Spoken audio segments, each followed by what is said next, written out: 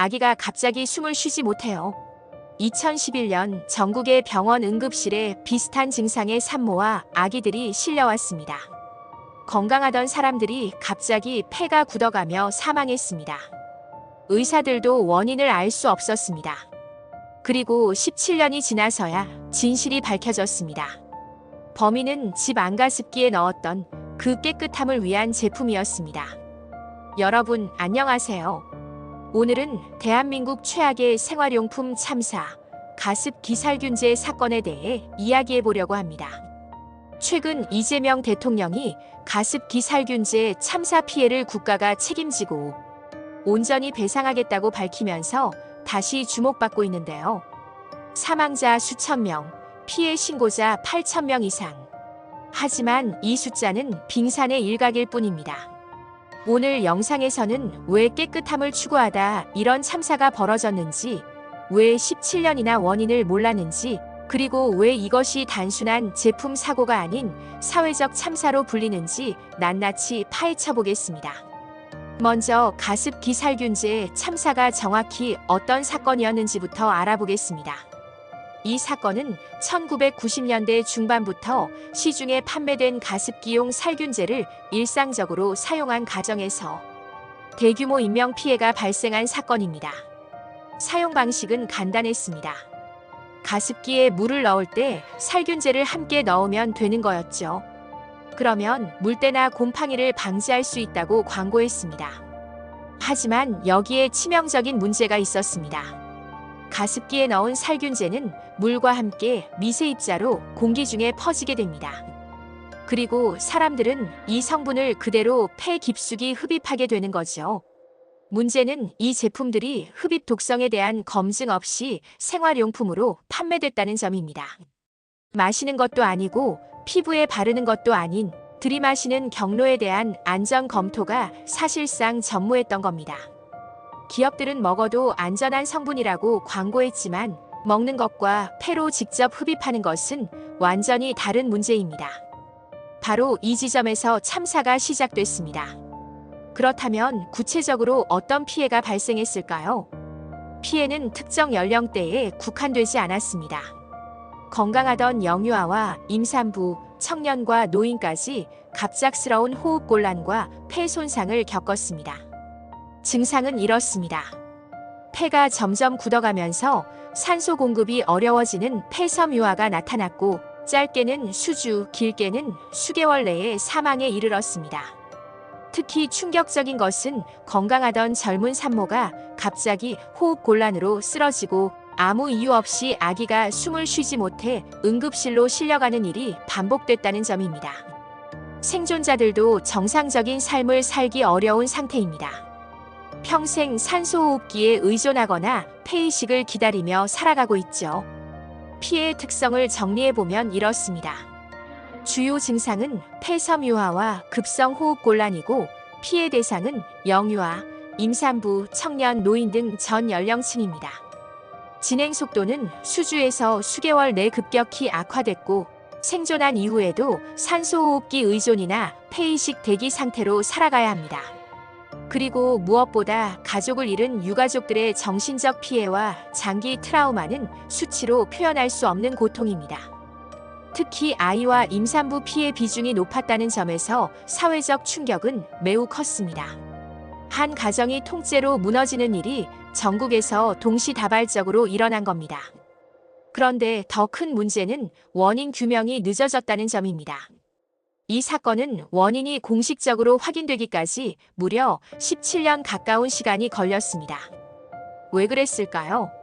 이유는 여러 가지가 겹쳐 있습니다. 첫째, 가습기와 살균제는 청결과 위생의 상징이었습니다. 의심 대상이 아니었던 거죠. 깨끗하게 하려고 쓰는 제품이 사람을 죽일 리 없다는 인식이 지배적이었습니다. 둘째, 피해는 전국 각지에서 산발적으로 발생했습니다.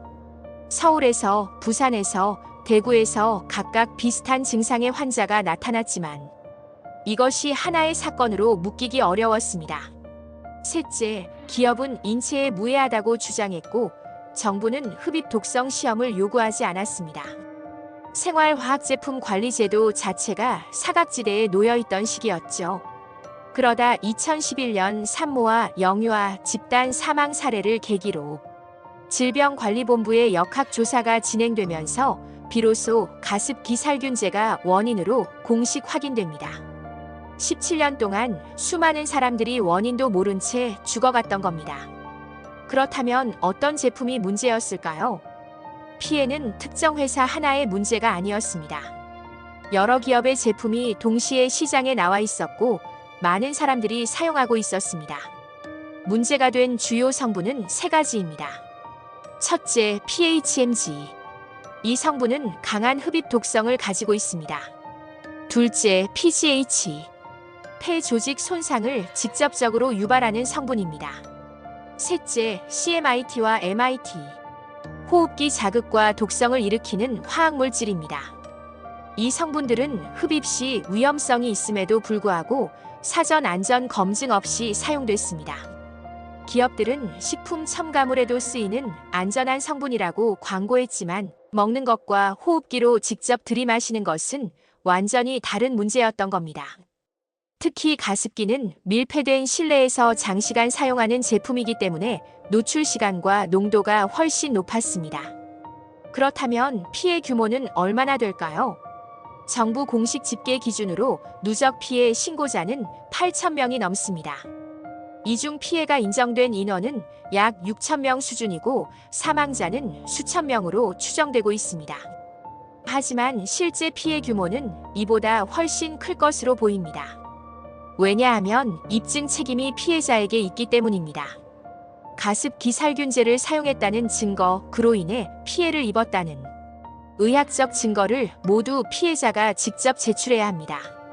10년, 15년 전에 사용한 제품의 영수증이나 포장지를 보관하고 있는 사람이 얼마나 될까요? 게다가 당시에는 원인을 몰랐기 때문에 진료 기록에 가습기살균제 언급이 없는 경우도 많습니다. 이런 이유로 피해를 입고도 인정받지 못한 미인정 피해자가 다수 존재하는 것으로 추정됩니다. 실제 피해 규모는 공식 통계보다 몇 배는 더 클 것이라는 게 전문가들의 의견입니다. 그렇다면 왜 이 사건에서 국가 책임이 거론되는 걸까요? 이 사건은 단순한 제품 사고로 보기 어렵습니다. 여러 구조적 문제가 겹쳐 있기 때문입니다. 첫째, 기업의 안전성 검증 부재입니다. 제품을 만들어 판매하면서 흡입 독성 시험조차 하지 않았습니다. 둘째, 정부의 관리 감독 실패입니다. 생활화학 제품에 대한 관리 체계가 사실상 없었고 흡입하는 제품임에도 불구하고 아무런 규제가 없었습니다. 셋째, 원인 규명까지 장기간 방치됐습니다. 17년 동안 사람들이 죽어가는데도 원인을 찾지 못했습니다. 넷째, 피해 입증 과정에서의 2차 고통입니다.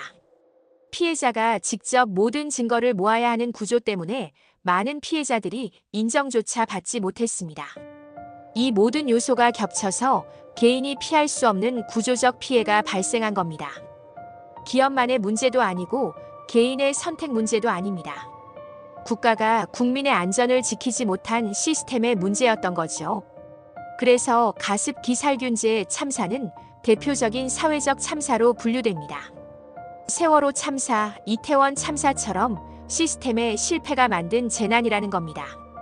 그렇다면 이번 이재명 대통령의 발언은 어떤 의미를 가질까요? 이번 발언은 세 가지 측면에서 중요합니다. 첫째, 가습기살균제 피해를 명확한 사회적 참사로 규정했습니다. 더 이상 단순 제품 사고가 아니라 국가가 책임져야 할 참사로 인정한 겁니다. 둘째, 국가 책임 하에 종합 배상과 지원을 추진하겠다고 밝혔습니다. 기업 배상에만 의존하는 것이 아니라 국가가 직접 나서겠다는 의지를 표명한 거죠. 셋째, 특별법 개정을 통해 제도 자체를 손보겠다는 방향을 공식화했습니다. 피해 인정 기준을 완화하고 입증 책임을 전환하는 등의 제도 개선이 예상됩니다. 이는 부분적 지원에서 국가 책임형 배상으로 전환되는 분기점이 될 수 있습니다. 앞으로 주목해야 할 점은 이겁니다. 보상 범위와 인정 기준이 어디까지 확장될 것인가? 그리고 미인정 피해자들은 어떻게 구제받을 수 있을 것인가? 가습 기살균제 참사는 우리에게 중요한 교훈을 남깁니다. 일상 속 제품의 안전성을 당연하게 여겨서는 안 된다는 것. 그리고 국가는 국민의 생명과 안전을 지키기 위한 시스템을 갖춰야 한다는 것. 이 참사가 진정으로 마무리되려면 피해자들에 대한 온전한 배상과 재발 방지 시스템 구축, 이 두 가지가 모두 이루어져야 할 것입니다. 오늘 영상이 도움이 되셨다면 좋아요와 구독 부탁드립니다. 다음 영상에서 또 만나요.